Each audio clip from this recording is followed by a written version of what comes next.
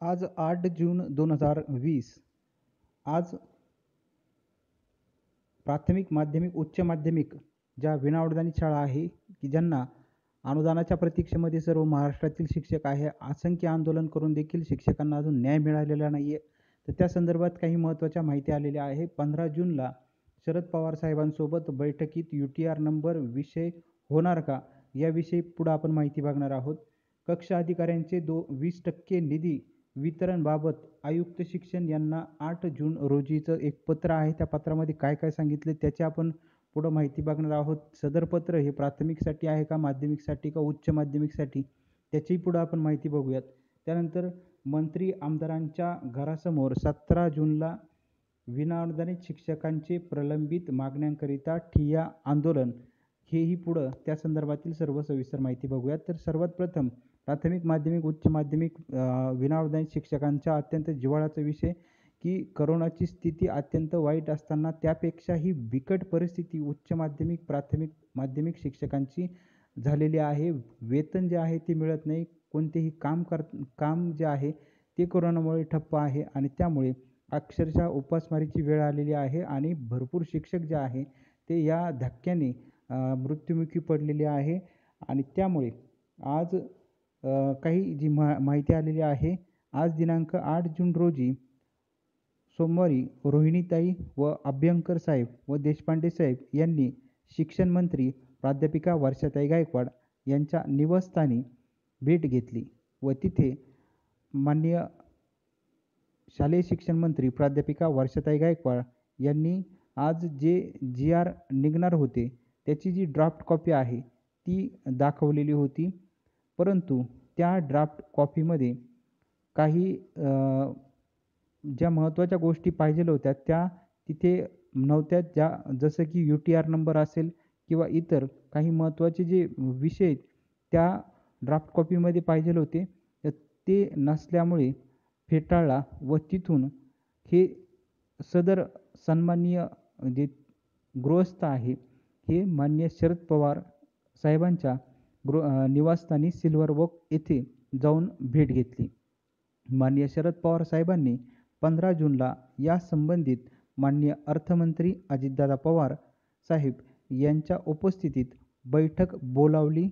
आता या बैठकीमध्ये जे निर्णय होईल ते अंतिम असणार आहे. आता सदर ही जी माहिती आपण बघितली ही सर्व विविध शिक्षक संघटनेचे जे पदाधिकारी आहे यांच्याकडून सदर माहिती जी आहे ती सांगण्यात आलेली आहे. तीच माहिती आपण पुढं सर्व शिक्षकांपर्यंत पाठवलेली आहे. तर 15 जूनला या संबंधित ही बैठक बोलवलेली आहे. अर्थमंत्री अजितदादा पवार या बैठकीसाठी उपस्थित असणार आहे आणि त्याचसोबत या जो प्रमुख मुद्दा आहे मग त्यामध्ये UTR जो असणार आहे तो UTR विषयी देखील चर्चा होणार का, असे विविध प्रश्न जे शिक्षकांच्या मनामध्ये आहे आणि या सर्व प्रश्नांची उत्तरे जेव्हा बैठक होईल 15 जूनला त्यानंतरच, बैठक झाल्यानंतरच याविषयी सर्व माहिती भविष्यात आल्यानंतर ती देखील माहिती आपण पुढं बघणार आहोत.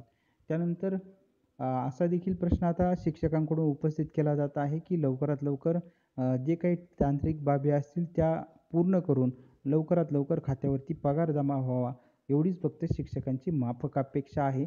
आणि ती फक्त शिक्षकांची माफक अपेक्षा पूर्ण होणार का, हे येत्या काळामध्ये आपल्याला पाहायला नक्कीच मिळणार आहे. त्यानंतर आज जे महत्त्वाचं एक पत्र आलेलं आहे 8 जून रोजी. सदर पत्र जे आहे हे कक्ष अधिकारी महाराष्ट्र शासन यांनी दिलेलं आहे. प्रति आयुक्त शिक्षण महाराष्ट्र राज्य पुणे. आणि सर्वात महत्त्वाचं यामध्ये या पत्राचा जो क्रमांक आहे हा क्रमांक प्रा.शा.मु. 2016/प्र.क्र. 111/SM4 हा क्रमांक आहे. आता हा क्रमांक आपण का बघितला, कारण पुढं जी माहिती आता आपण बघणार आहोत 13 सप्टेंबर 2019 रोजीच्या शासन निर्णयाप्रमाणे घोषित शाळांना 20% निधी वितरित करण्याबाबत हा या पत्राचा विषय आहे. आता यामध्ये 13 सप्टेंबर रोजी प्राथमिकचे देखील शासन निर्णय निर्गमित झालेला आहे, माध्यमिकचा पण झालेला आहे आणि उच्च माध्यमिकचा पण शासन निर्णय निर्गमित झाला आहे. आणि त्यामुळे शिक्षकांच्या मनामध्ये हा प्रश्न निर्माण झालेला आहे की हे जे पत्र निर्गमित केलेलं आहे ते पत्र आता आपण सुरुवातीला बघूयात आणि त्यानंतर शिक्षकांच्या मनामध्ये कोणते प्रश्न निर्माण झाले ते देखील आपण पुढे बघणार आहोत. तर विषय आपण परत एकदा बघूयात. 8 जून 2020 रोजीचं कक्षा अधिकारी यांनी आयुक्त शिक्षण महाराष्ट्र राज्य पुणे यांना पाठवलेलं जे पत्र आहे याचा विषय आहे दिनांक 13 सप्टेंबर 2019 रोजीच्या शासन निर्णयाप्रमाणे घोषित शाळांना 20% निधी वितरित करण्याबाबत म्हणजे निधी देण्याबाबत हा विषय आहे. त्यानंतर पुढं पत्रामध्ये आता नेमकी काय सांगितले तेही बघूयात. वरती विषय आहे निधी वितरित करण्याबाबत, परंतु महत्त्वाचे जे 2 मुद्दे आहे पत्रामध्ये ते आपण सुरुवातीला बघूयात. महोदय, शासन निर्णय दिनांक 13 सप्टेंबर 2019 रोजीच्या अनुषंगाने अनुदान वितरित करण्यापूर्वी म्हणजे अनुदान देण्यापूर्वी पात्र शाळांपैकी 10% शाळांची तपासणी वित्त विभागामार्फत करण्यात येईल असे नमूद आहे.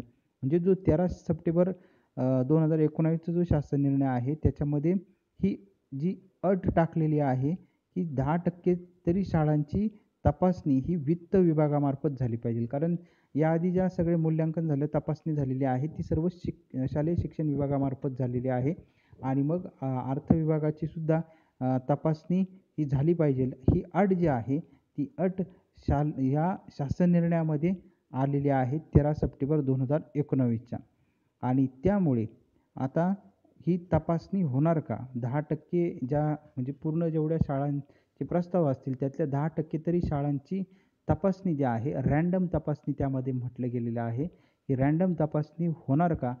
हा देखील आता प्रश्न या ठिकाणी उपस्थित झाला आहे. शासन निर्णयामध्ये असल्यामुळं शक्यतो एकंदरीत वाटतं की ही तपासणी शक्यतो होऊ शकते कारण शासन निर्णयामध्ये आहे. परंतु तरी देखील जर तशा संदर्भात शासन निर्णय जर निर्गमित केला की जी रँडम तपासणी आहे ती वगळून अनुदान देण्यात यावं तर मात्र अनुदानाचा जो मार्ग आहे तो सुकर होऊ शकतो.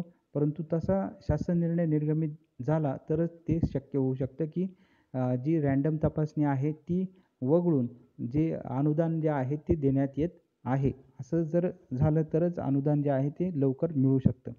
परंतु पुढं आता काय सांगितलं पत्रामध्ये ते आपण बघूयात.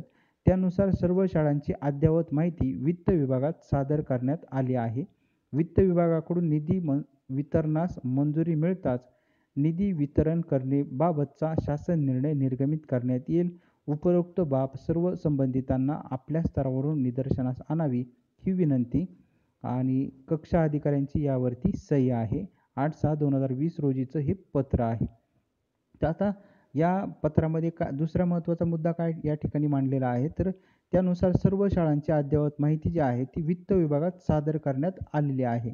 आता एकीकडं काही दिवसांपूर्वी विविध जे मंत्री महोदय असतील त्याचसोबत विविध शिक्षक संघटनेचे पदाधिकारी असतील आणि मंत्रालयातील जे मुख्य सर्व मंत्री महोदय आहे यांच्या PAंची जेव्हा बैठक झालेली होती तर त्यावेळेस सांगण्यात आलेलं होतं की प्राथमिक माध्यमिकची जी माहिती आहे ती अजून मंत्रालयात म्हणजे अर्थ विभागाकडे आलेली नाही आहे आणि त्यामुळे 20%चं 40%चा जो टप्पा आहे तो थांबलेला आहे. त्याची जी माहिती आहे ती पुढं न आल्यामुळे ती प्रक्रिया थोडीशी संथ गतीने मंत्रालयात सुरू होती.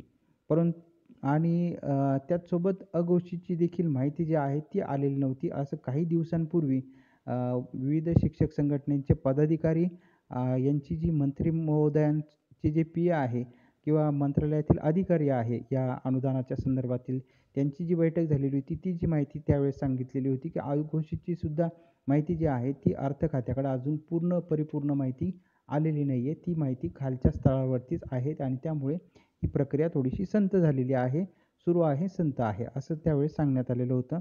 आणि उच्च माध्यमिकची जी फाईल आहे या उच्च माध्यमिकची फाईल ही जे मुख्य सचिव आहे अर्थ खात्याचे यांच्या टेबलवरती गेलेली आहे आणि त्यावरती फक्त सही राहिलेली आहे. त्याची सर्व तपासणी जी आहे शिक्षण विभागाची तपासणी, अर्थ विभागाची तपासणी ही पूर्ण झालेली आहे असं त्यावेळेस सांगण्यात आलेलं होतं.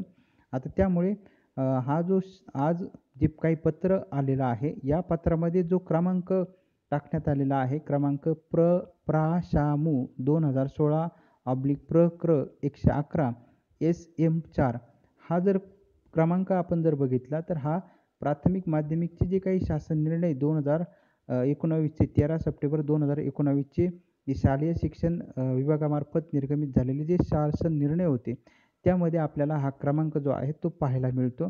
त्यामुळे शिक्षकांमध्ये काही जे उच्च माध्यमिकचे शिक्षक आहेत त्यांच्यामध्ये देखील संभ्रम झालेला होता, की हे जे आज पत्र निर्गमित करण्यात आलेलं आहे तपासणीबाबतचं का तपासणी झाल्यानंतर जी काही 10% शाळांची तपासणी आहे, ती तपासणी वित्त विभागामार्फत करण्यात येईल आणि ती झाल्यानंतरच शाळांची अद्ययावत माहिती जी आहे ती विभागामध्ये आलेली आहे आणि वित्त विभागाकडून निधी वितरणास त्यानंतर मंजुरी मिळेल. म्हणजे निधी वितरणाची मंजुरी केव्हा मिळेल? जेव्हा 10% शाळांची तपासणी, रँडम तपासणी होईल. त्याच्यानंतर मग ती माहिती पूर्ण झाल्यानंतर 10% शाळांची तपासणी पूर्ण झाल्यानंतर मग निधी वितरणाची मंजुरी ही अर्थ विभागाकडून मिळेल आणि मग निधी वितरण करण्याबाबतचा शासन निर्णय आहे, तो निर्गमित करण्यात येईल, असं या पत्रामध्ये सांगण्यात आलेलं आहे. आणि त्यामुळे कुठेतरी शिक्षकांमध्ये हा संभ्रम होत आहे का सदर माहिती ही प्राथमिक, माध्यमिक, उच्च माध्यमिक या तिघांकरिता आहे का फक्त प्राथमिक माध्यमिककरिता आहे, उच्च माध्यमिककरिता नाही आहे?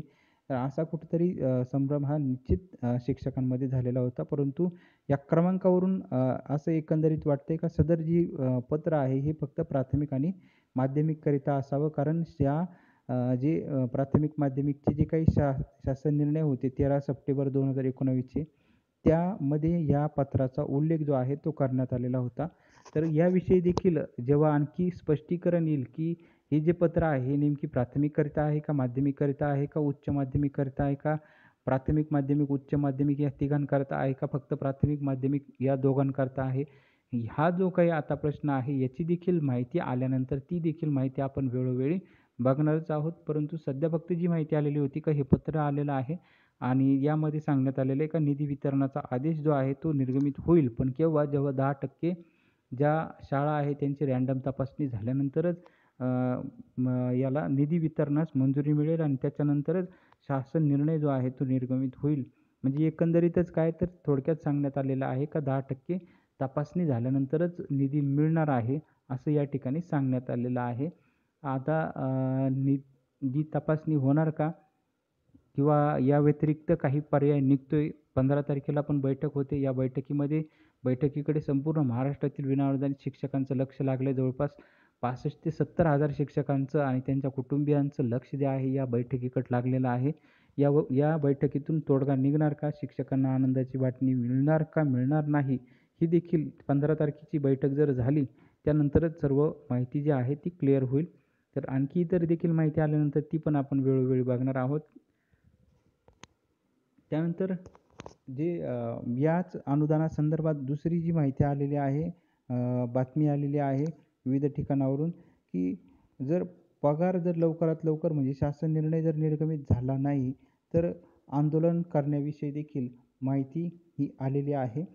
तर मंत्री आमदारांच्या घरासमोर 17 जूनला ठिय्या आंदोलन, कागल या ठिकाणावरून सदर माहिती आलेली आहे. विनाअनुदानित शाळेतील शिक्षकांच्या प्रलंबित सर्व मागण्यांबाबत 15 जूनपर्यंत पूर्वी ठोस निर्णय न झाल्यास प्रत्येक जिल्ह्यात मंत्री आणि आमदारांच्या घरासमोर 17 जूनला ठिय्या आंदोलन करण्याचा निर्धार महाराष्ट्र राज्य कायम विनाअनुदानित समितीच्या पदाधिकारी यांनी केला आहे. विनाअनुदानित शाळेतील शिक्षकांच्या सर्व वेतन अनुदानाचा आदेश न निघाल्यास व संघटनेने अधिकृतपणे केलेल्या मागण्यांबाबत कार्यवाही न केल्यास 17 जून रोजी ठिय्या करण्यात येणार आहे. प्रत्येक विभागातील प्रत्येक तालुक्यातील कृती समिती पदाधिकारी यांनी शिक्षक यांच्यासोबत कोविड-19 आजारातील आदेशाचे पूर्णपणे पालन करून मंत्री आणि आमदार यांना निवेदन देऊन त्यांच्या घरासमोर हे ठिय्या आंदोलन करण्यात येणार आहे. लॉकडाऊन जाहीर होण्याआधी कृती समितीने पुणे ते मुंबई पायी वारी करून राज्याच्या शिक्षण मंत्री प्राध्यापिका वर्षाताई गायकवाड यांना निवेदन दिले होते. याची दखल घेत शिक्षण मंत्र्यांनी मागण्या पूर्ण करण्याचे आश्वासन दिले होते. त्यानंतर सतत पत्रव्यवहार करूनही मागण्यांबाबत कोणताच निर्णय झाला नाही. लॉकडाऊनचे कारण सांगण्यात आले. आता शासनाची आर्थिक परिस्थिती ठीक नसल्याचे कारण पुढे करून शासन वेळकाढूपणा करत असल्याचे स्पष्टपणे दिसत आहे. त्यामुळे कृती समितीने आंदोलन करण्याचा पवित्रा घेतला आहे. परंतु यापूर्वी आता ही प्राथमिक माहिती आलेली होती, त्यामुळे आता 17 जूनच्या आधी जर यावरती तोडगा निघाला तर निश्चित आंदोलन करण्याची आवश्यकता देखील सदर संघटनेला किंवा शिक्षकांना भासणार नाही. तर एकंदरीत 15 तारखेच्या बैठकीवरती नेमकी काय होणार याकडे सर्व शिक्षकांचं लक्ष लागलेलं आहे. त्याची देखील आपल्याकडे काही माहिती आल्यानंतर ती आपण वेळोवेळी बघणार आहोत.